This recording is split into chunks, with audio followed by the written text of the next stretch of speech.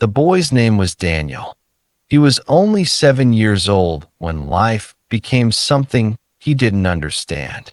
His father, once strong and full of laughter, had become weak. Hospitals replaced playgrounds. Silence replaced joy. One night, his mother held him tightly and whispered, "Be strong, my son." The next morning, his father was gone. Daniel didn't cry loudly. He just sat quietly, waiting for his father to wake up. But he never did. After the funeral, life became harder. His mother tried everything, working long hours, skipping meals, hiding her tears. But the world was not kind. Bills piled up. Food became uncertain. Safety became a daily struggle. One night, she looked at Daniel while he was sleeping. Tears rolled down her face. "I love you too much to let you suffer," she whispered. A few days later, she took him to an orphanage. Daniel held her hand tightly.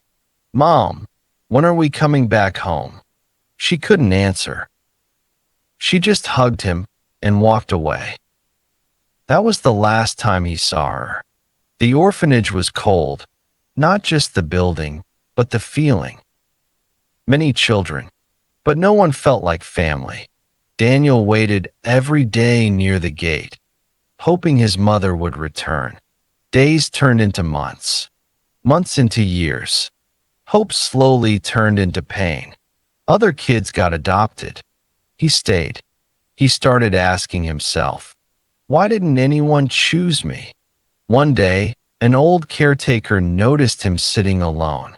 She said, "Son, sometimes life takes everything from you to teach you how strong you really are." Those words stayed with him.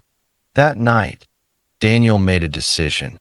If no one comes to save me, I will build my own life. He started studying harder than anyone, helping others, growing quietly. Years passed. Daniel became one of the brightest students, not because life was easy, but because he refused to stay broken. He earned scholarships, worked small jobs, never complained. People began to notice him, not as the abandoned boy, but as the one who never gave up. One day, as a young man, Daniel returned to the same orphanage. But this time, not as a child. He walked in wearing confidence, purpose, and success. He donated money, spoke to the children, and then he said, "I was once sitting where you are, waiting for someone to choose me, until I realized I had to choose myself first." After her husband's death, life didn't just become difficult, it became unbearable. Daniel's mother tried everything. She worked long hours cleaning houses. She carried heavy loads in the market. Some nights, she went to sleep hungry, just so her son could eat. But it still wasn't enough. Bills kept growing. Food kept running out. And danger slowly crept closer into their lives. One night, sitting alone in the dark, she faced a choice no mother should ever face. A world that had given her no support, no opportunity, no safety, only desperation. She thought about Daniel, his small hands, his quiet smile, his future. Tears filled her eyes. "I just want him to live safely," she whispered. But the path in front of her felt like losing herself piece by piece. Not because she wanted it, but because she felt she had no other way to protect her child. The next morning, she looked at Daniel for a long time. And in that moment, she made the hardest decision of her life. I won't let him grow up in this darkness. That was the day she chose to let him go, not out of weakness, but out of love strong enough to break her own heart. Sometimes people don't make bad choices. They make impossible choices in a world that gave them no good ones. After months in the orphanage, Daniel's life changed again. One day, a couple arrived, well dressed, smiling, from another country. They had everything except a child. They chose him. For the first time in years, Daniel felt something close to hope. Maybe this is my new family, he thought. Daniel left everything behind. A new language, a new home, a new life far away from the only world he had known. At first, everything looked perfect. A big house, clean clothes, plenty of food. But something was missing. Love. The couple didn't see Daniel as a son. They saw him as something to fill their emptiness, like a toy to complete their picture-perfect life. They dressed him well, but never hugged him. They fed him, but never listened to him. They gave him a room, but never gave him warmth. When guests came, they showed him off. "Look at our boy," they would say. But when the doors closed, he became invisible. Years passed. Daniel grew. But inside, he felt smaller every day. He learned to stay quiet, to hide his pain, to live without expecting kindness. Some nights, he would lie awake, staring at the ceiling, tears falling silently. Why was I born? Why didn't anyone really want me? And in his deepest pain, he thought of his mother, not with anger, but with longing. He remembered her tired eyes, her gentle voice, the way she held him. "Maybe she loved me more than anyone ever will," he whispered. For 18 years, Daniel carried a pain no one could see. Every day he prayed, not for wealth, not for success, just for peace, just for a reason to exist. He begged quietly, "God, if I was created, there must be a purpose. Please show me.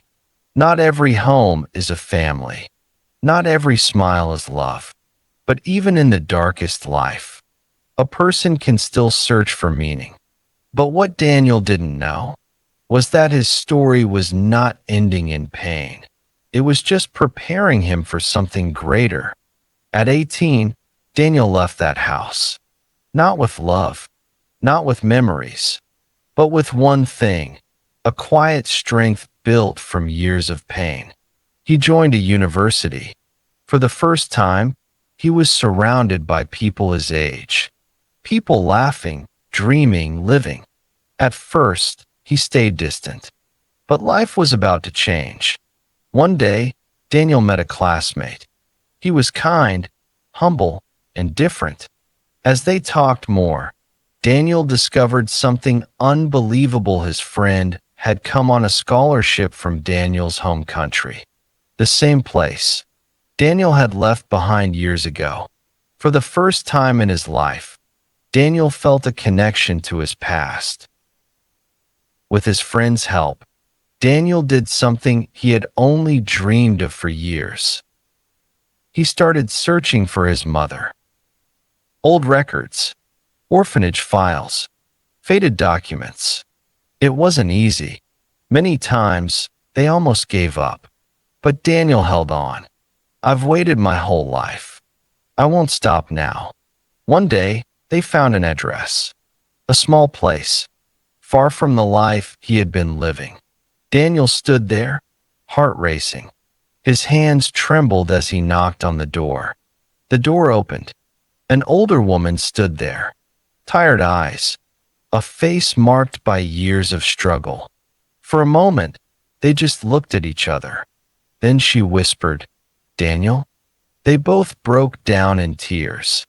Years of pain, distance, silence, all disappeared in that one moment. "I never stopped loving you," she cried. "I let you go so you could have a better life." Daniel held her tightly. "I thought I was abandoned, but now I understand. You were protecting me." Daniel made a choice, not out of pain this time, but out of love. He stayed with her.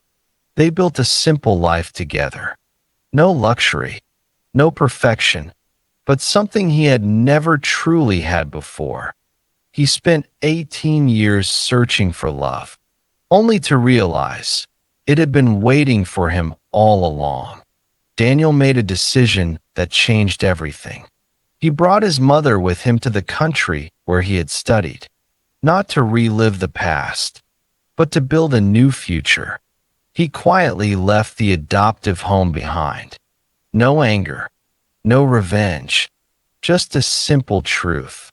I deserve a life where I am seen as a person, not a possession. Life wasn't easy. No family support, no financial backup, no shortcuts, just Daniel and his mother.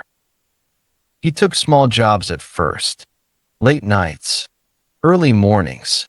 But this time, something was different. He wasn't alone anymore. His mother would wait for him, cook for him, pray for him, and for the first time in his life, he felt peace.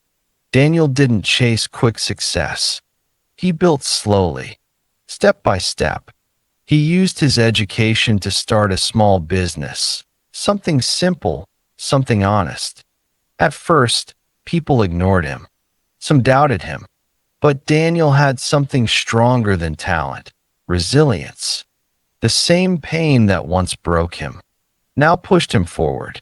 Years passed. The small business grew. Opportunities opened. But Daniel never forgot where he came from. He started helping others, children without families, young people without hope, because he knew that feeling better than anyone. One evening, Daniel sat beside his mother. No luxury, no noise, just peace. She looked at him and said softly, "I was afraid I had lost you forever." Daniel smiled. "You didn't lose me. You saved me." He lost everything, was forgotten, was broken. But in the end, he didn't just find his life again. He built it.